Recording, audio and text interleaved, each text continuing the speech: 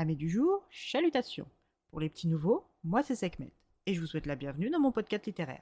Dans mon émission, je vais tenter 3 fois par semaine de vous donner envie de découvrir des livres de tout poil, récents et moins récents. Alors, si ça vous tente, c'est par ici la suite. Aujourd'hui, je vais vous présenter la seconde enquête de Bayou Détective, Bad Juju, de Sissi Mahon, publiée en auto-édition. Dans ce dernier tome de la duologie Bayou Détective, nous retournons à Lake Louis, en Louisiane, auprès de Prudence Devro et de Anthony Moore. À ce stade, si vous n'avez pas terminé Bad Karma, je ne saurais trop vous conseiller que de finir votre lecture avant d'écouter cet épisode, au risque de vous faire spoiler. Mais comme toujours, c'est vous qui décidez. Du coup, depuis que Prudence s'est associée à Anthony dans son activité de détective privé, le duo a déjà résolu un crime impliquant des fantômes et des vivants, passés et présents, sur l'ancienne plantation de Beau Séjour. Cela ne fait qu'une journée qu'elle et Moore ont calmé des fantômes et doivent accourir dans un petit restaurant traiteur retrouver Coraine. Si elle les a contactés et leur a demandé de se rencontrer comme des espions dans un petit commerce, c'est parce que Juju a des ennuis, et pas des petits. Depuis l'épisode de l'invasion démoniaque sur le campus, accompagné de nombreuses possessions suivies d'exorcismes pratiqués par Prudence et son serpent géant, esprit magique de la vie et des animaux sauvages, Juju et Coraine, qui ont désobéi aux ordres du Conseil des Gardiens, cette organisation secrète missionnée pour détruire les démons, sont dans les mauvais papiers du chef Matheson. Si au début, Coraine a sauvé sa vie en promettant d'exploiter la machine démon récupérée lors de la bataille, afin d'en faire une arme redoutable, Juju s'est vite vu embarquer de force au QG de l'organisation, à Dallas, dans le désert. Le serpent que Prudence lui a confié est affaibli et son nouvel hôte n'est pas en meilleure forme au vu des nombreuses séances de torture qu'il subit. Matheson veut tuer le serpent que Coraine a nommé Eskawa et n'a de cesse que de repousser toujours plus loin les sévices pour le mettre en échec et tuer Juju. Le DJ sorcier Oudou est aussi un gardien et un chaman intelligent.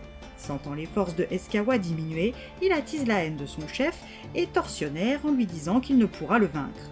Mu par l'ego, il sort ses prisonniers de leur geôle et les emmène avec lui sur son bateau.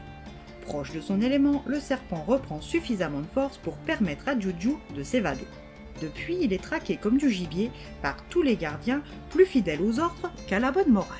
Le traiteur se situe juste en face de l'appartement de Juju. Des gardiens armés jusqu'aux dents patrouillent et l'attendent en embuscade. Matheson le veut mort ou vif, ce qui explique l'artillerie de ses anciens collègues.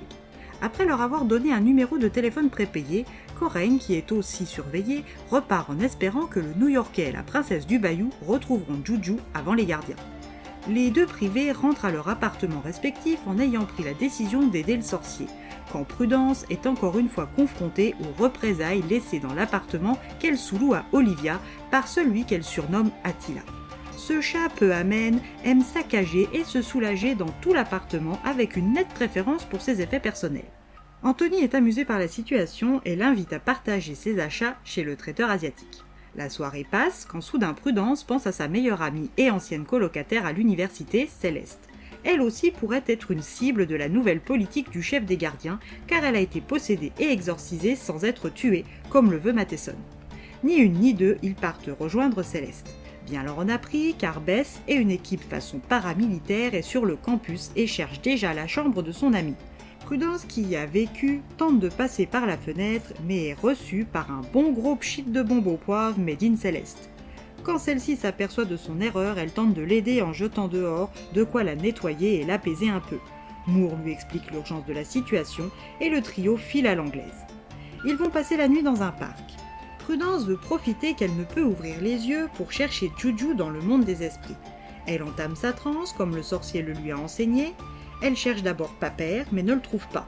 En revanche, elle est repérée par des ombres de gardiens toujours plus nombreux dès qu'elle y pense. Elle est secourue par une chouette avant de se réveiller plusieurs heures plus tard. L'expérience est traumatisante mais ne l'arrête pas pour autant. Il faut prévenir d'urgence Coraine, elle est en danger. Son intervention pour la sauver n'a pas pu passer inaperçue. Grâce à la coccinelle refaite à neuf par Céleste et son ex-compagne, le trio peut se rendre dans le bayou, à la cabane de pêche de Paper. Une fois là-bas, elle espère retrouver Juju et avancer. Arrivée dans la touffeur du bayou Serpent, Moore et elle envoient Céleste se cacher à Beau Séjour.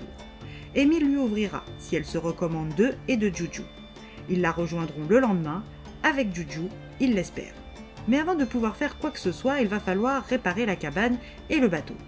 Si Eskawa lui a parlé, il n'a pas été très clair, alors il va falloir s'armer de patience. Et la présence de Bess et de son armée ne les rassure pas. Juju, qui a fui ses ravisseurs, arrivera-t-il jusqu'à Prudence et Anthony? Si oui, dans quel état? Céleste et Coraine sont-elles en sécurité? Bess et Matheson mettront-ils la main sur eux? À vous de le lire pour le savoir.